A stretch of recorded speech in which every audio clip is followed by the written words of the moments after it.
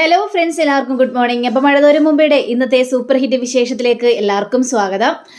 അങ്ങനെ നമ്മുടെ ഗംഗയും അതേപോലെ തന്നെ ശിവനും കൂടി ഇങ്ങനെ സംസാരിച്ചുകൊണ്ടിരിക്കുകയാണ്. എന്ത് ചെയ്യാനാണ്, ഇനിയെ വൈജയോട് പറയണമല്ലോ അവൾ പോയെന്ന്. അങ്ങനെയെങ്കിൽ അവൾക്കൊരു മനസ്സമാധാനം കിട്ടട്ടെ. അല്ല നമുക്കൊന്നും കൂടുതൽ ചെയ്യാനായിട്ട് പറ്റില്ലല്ലോ. ഇനിയിപ്പോൾ അലീനെ പോയെന്നും പറഞ്ഞാലും അവൾ വിശ്വസിക്കൂല. അതാണ് അവളുടെ ഒരു യഥാർത്ഥ സ്വഭാവം. അപ്പം അങ്ങനെ നമ്മുടെ ഗംഗ അവിടെ നിന്ന് പോയി കഴിഞ്ഞപ്പോഴേക്കും ശിവൻ നേരെ വൈജയെ വിളിക്കാം. അപ്പോൾ വൈജയെ വിളിച്ചു കഴിഞ്ഞപ്പോഴേക്കും വൈജയോട് കാര്യങ്ങളെല്ലാം പറയണം. വൈജയെ, നിന്റെ ആഗ്രഹം പോലെ തന്നെ നടന്നു. അവൾ പോയി എന്ന് പറയാണ്. എവള് പോയെന്ന്?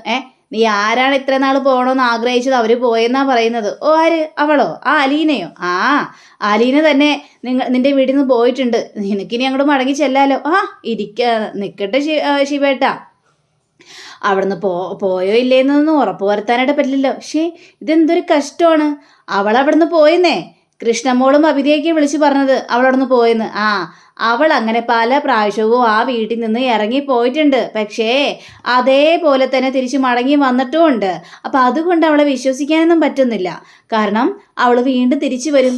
അവൾക്കേ ആ കുടുംബം വിട്ട് അത്ര പെട്ടെന്നൊന്നും പോകാനായിട്ട് കഴിയില്ല. അവൾ ഇത്തിൽ കണ്ണി പോലെ പിടിച്ചിരിക്കുകയല്ലേ ആ കുടുംബത്ത്.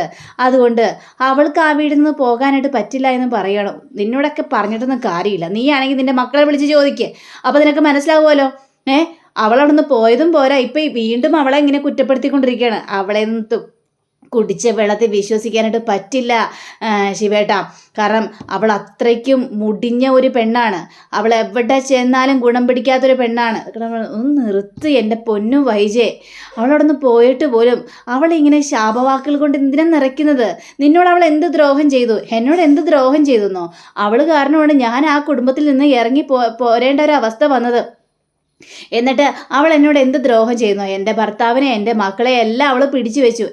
നിന്റെ ഭർത്താവിനെ മക്കളെല്ലാം പിടിച്ചു വെച്ചെന്നോ? എന്ത് പിടിച്ചു വെച്ചെന്നു? ആ പിള്ളേരുടെ കാര്യങ്ങൾ മുഴുവനും നോക്കിയത് അവളല്ലേ?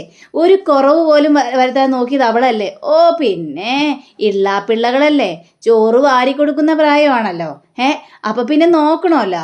അവർക്ക് അവരുടെ കാര്യങ്ങൾ നോക്കാനായിട്ട് കഴിയില്ലല്ലോ വൈജേ. നിന്നോട് പറഞ്ഞിട്ടൊന്നും കാര്യമില്ല വൈജേ. മക്കൾക്ക് ആവശ്യം അമ്മമാരുടെ സ്നേഹമാണ്. അല്ലാതെ മക്കളെ ഉപേക്ഷിച്ചിട്ട് പോകുന്ന അമ്മമാരെ അല്ല അവർക്ക് വേണ്ടത് എന്നൊക്കെ ഇങ്ങനെ പറയുകയാണ്. ശരി, ഞാൻ ഏതായാലും ഒന്ന് പോയി ചോദിക്കട്ടെ, അതിന് ശേഷമേ തിരിച്ചങ്ങോട്ട് പോകുന്നുള്ളൂ ഞാൻ എന്നും പറഞ്ഞുകൊണ്ട് ഈ വൈജങ്ങോട് കയറിപ്പോവാണ്. അപ്പം ശിവനൊക്കെ എന്ത് ചെയ്യണമെന്ന് അറിയാൻ പാടില്ല. എത്ര പറഞ്ഞാലും ബോധോദിക്കാത്ത ഒരാളാണല്ലോ ഈ വൈജ. അപ്പോൾ എന്ത് പറയണമെന്ന് അറിയാൻ പാടാത്തൊരവസ്ഥ. പിന്നീട് കാണിക്കുന്നത് നമ്മുടെ കൃഷ്ണമോളെയാണ്. അപ്പോൾ കൃഷ്ണമോളാണെങ്കിൽ ആകെ സങ്കടപ്പെട്ട് അലീന ചേച്ചിയുടെ ഓർമ്മയായിട്ട് അങ്ങോട്ടും ഇങ്ങോട്ടൊക്കെ നടക്കുകയാണ്. അലീന ചേച്ചി പോയല്ലോ, ഇനിയിപ്പോൾ വീട് ഉറങ്ങിയല്ലോ എന്നൊക്കെ ആലോചിച്ച് ആകെ സങ്കടപ്പെട്ടിരിക്കുക. പിന്നീട് ബബിതയും കാണിക്കുകയാണ്. ബബിതയെ അതേപോലെ തന്നെ വീട്ടിൽ അലീന ചേച്ചി പോയല്ലോ എന്നൊക്കെ ആലോചിച്ച് കരഞ്ഞും കണ്ണീരൊലിപ്പിച്ചൊക്കെ അങ്ങോട്ടും ഇങ്ങോട്ട് നടക്കുന്ന സമയത്താണ് നമ്മുടെ ബബിതയുടെ ഫോണിലേക്ക് ഒരു കോള് വരുന്നത്. അത് വൈജയുടെ കോളായിരുന്നു. അപ്പോൾ വൈജ കുറേ നേരം ഇങ്ങനെ വിളിച്ചുകൊണ്ടിരിക്കുക. ബബിതയ്ക്ക് എടുക്കാനൊന്നും കഴിയുന്നുമില്ല. അലീന പോയ സങ്കടത്തിൽ ആകെ ബുദ്ധിമുട്ടിയിരിക്കുകയാണ്. അപ്പോൾ അതിന് ശേഷം ബബി നോക്കി കഴിഞ്ഞപ്പോഴേക്കും അമ്മയെ വിളിക്കുന്നത്. അപ്പോൾ അമ്മയെ വിളിക്കുന്ന അറിഞ്ഞപ്പോഴേക്കും ഫോൺ എടുക്കുകയാണ്. എന്താ അമ്മേ ചോദിക്കുകയാണ്. നിന്നെ എത്ര പ്രാവശ്യം വിളിക്കണോടി, നീ എന്താടി ഫോൺ എടുക്കാത്തത് എന്നിങ്ങനെ ചോദിക്കുമ്പോൾ ഇപ്പം ഞാൻ ഫോൺ എടുത്തല്ലോ, എന്താ കാര്യം, നമുക്ക് എന്താ പറയാനുള്ളത് എന്താണെന്ന് വെച്ചാൽ പറ എന്നൊക്കെ പറഞ്ഞപ്പോഴേക്കും ഓ അത് ശരി, അപ്പോൾ ഞാൻ വിളിച്ച ഉടനെ തന്നെ കാര്യങ്ങൾ നിന്നോട് പറയണം. അതെ പറയണം.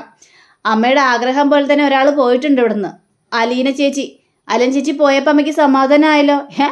സമാധാനം ആയിട്ടില്ല. കാരണം അവള് പോയെന്ന് എന്നോട് പറഞ്ഞു. പക്ഷേ അവളിന് തിരിച്ചു വരുമോ ഇല്ലെന്നൊന്നും പറയാനായിട്ട് പറ്റില്ലല്ലോ.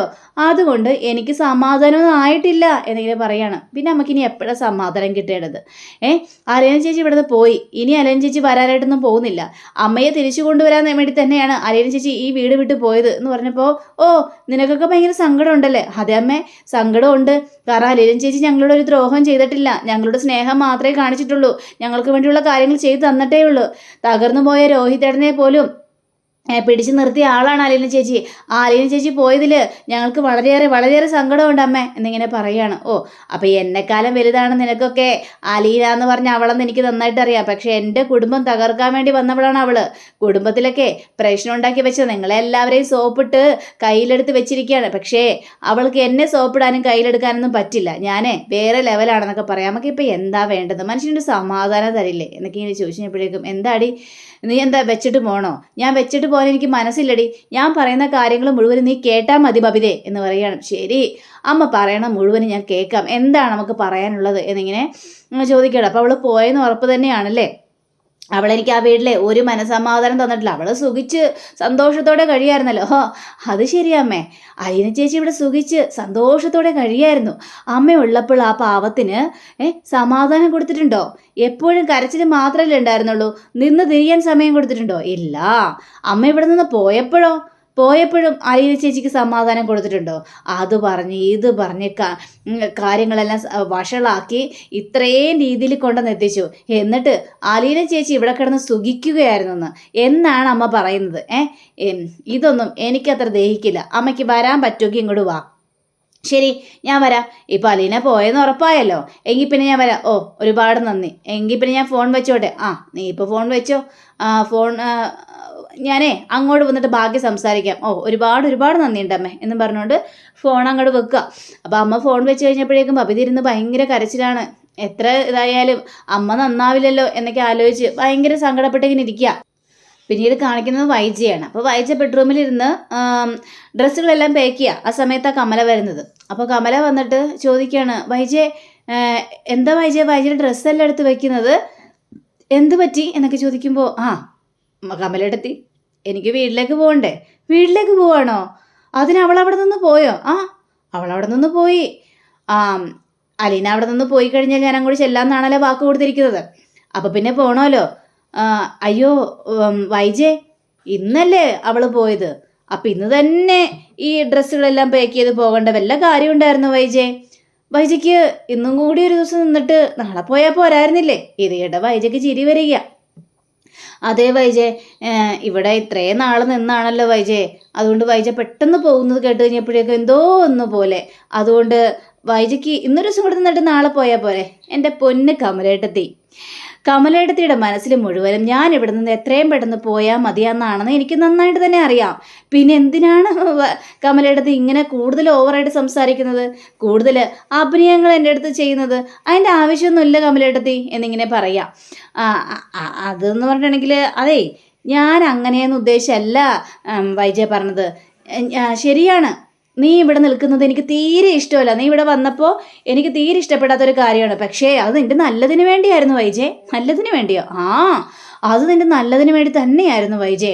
കാരണം നിനക്ക് അവകാശപ്പെട്ട സ്വത്തുക്കളാണ് അവിടെ ഉള്ളത്. അതെല്ലാം എറിഞ്ഞിട്ടിട്ട് അവർക്ക് തൂത്തുവാരി കൊടുത്തിട്ട് നീ ഇവിടെ വന്ന് നിൽക്കുന്നത് ശരിയാണോ? അലീന അവിടെ നിന്ന് പോയില്ലായിരുന്നെങ്കിലോ അവളെല്ലാം കയ്യിലടക്കി വെച്ചിനായിരുന്നില്ലേ? എവിടെന്നോ കയറി വന്നവള് എന്തിനാണ് ഈ സ്വത്തുക്കളെല്ലാം അനുഭവിക്കുന്നത്? ആ ബാലചന്ദ്രനാണെങ്കിൽ അവൾക്ക് ആ സ്വത്തുക്കൾ മുഴുവൻ എഴുതി കൊടുത്തിരുന്നെങ്കിൽ എന്താകുമായിരുന്നു സ്ഥിതി? എല്ലാം അവൾ കൊണ്ടുപോകുമായിരുന്നില്ലേ? അതുകൊണ്ടാണ് പറഞ്ഞത് നീ ഇവിടെ വന്ന് നിൽക്കുന്നില്ല, എനിക്കോട് താല്പര്യമില്ല, നീ ഇങ്ങോട്ട് വന്നപ്പോൾ നിന്നോട് ഞാൻ ദേഷ്യപ്പെട്ട് സംസാരിച്ചത്. ബുദ്ധിപരമായിട്ട് ചിന്തിക്കണം എൻ്റെ വൈജെ, അതാണ് വേണ്ടത്. ഏതായാലും ഞാൻ അങ്ങോട്ട് പോവുകയാണല്ലോ. അലീന തിരിച്ചു വരുമോ ഇല്ലേന്നൊന്നും അറിയാൻ പറ്റില്ല. അവൾ തിരിച്ചു വരുമോ? പറയാൻ പറ്റില്ല. അവളൊക്കെയല്ലേ ഇനം. അതുകൊണ്ട് അവൾ പണ്ടും ഇതേപോലെ പോയിട്ട് അവളെ തിരിച്ചു കൊണ്ടുവന്നിട്ടുണ്ട് പലരും.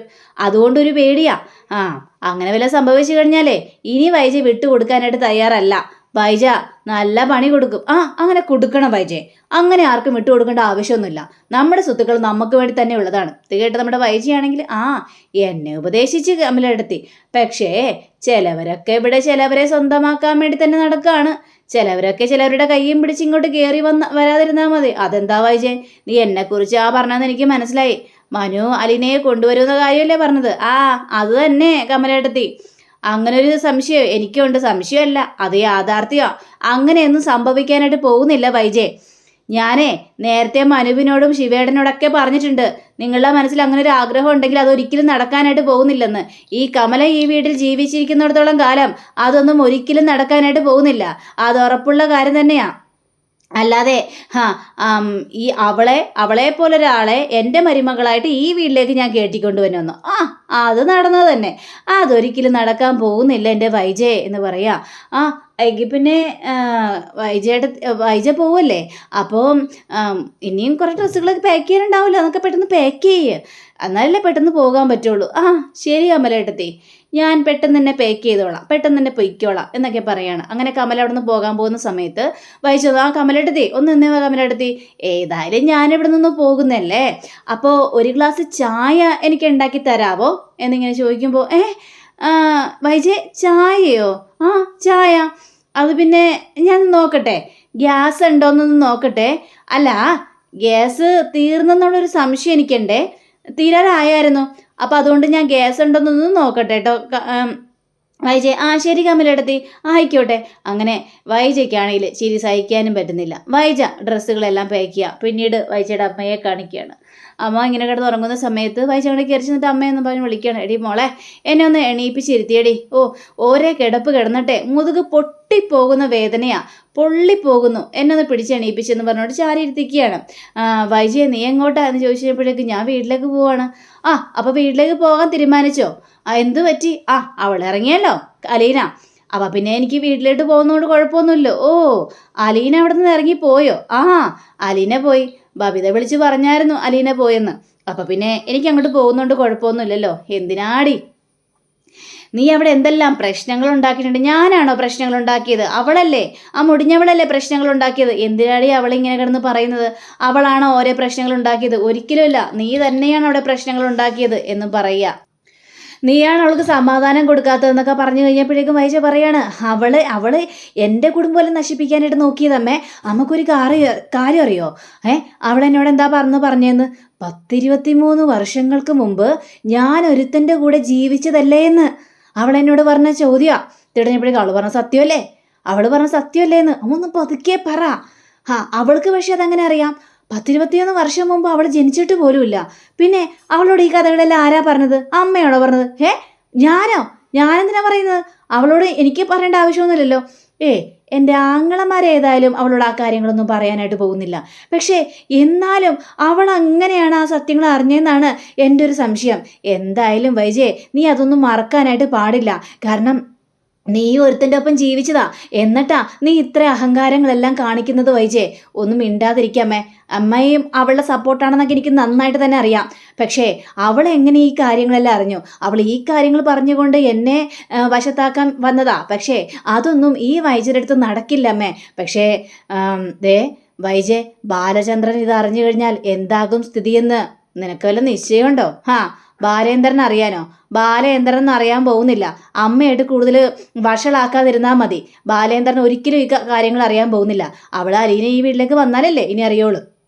അവളെ ഇനി ഈ വീട്ടിലേക്ക് ഞാൻ കാലെടുത്ത് കൂത്താനായിട്ട് ഞാൻ സമ്മതിക്കില്ലല്ലോ എന്നൊക്കെ വൈജ ഭയങ്കര രീതിയിൽ തന്നെ സംസാരിക്കും. ഒട്ടും അഹങ്കാരം അടങ്ങാത്ത രീതിയിൽ തന്നെ സംസാരിക്കുകയാണ്. അപ്പോൾ അങ്ങനെയും കാണിച്ചുകൊണ്ടാണ് നമ്മുടെ ഇന്നത്തെ റിവ്യൂടെ അവസാനിച്ചിരിക്കുന്നത്. അടുത്ത റിവ്യൂവിനെ കാത്തിരിക്കുക, സബ്സ്ക്രൈബ് ചെയ്യുക. എല്ലാവർക്കും നല്ലൊരു ദിനം ആശംസിക്കുന്നു. നമസ്കാരം. Thank you. Bye bye.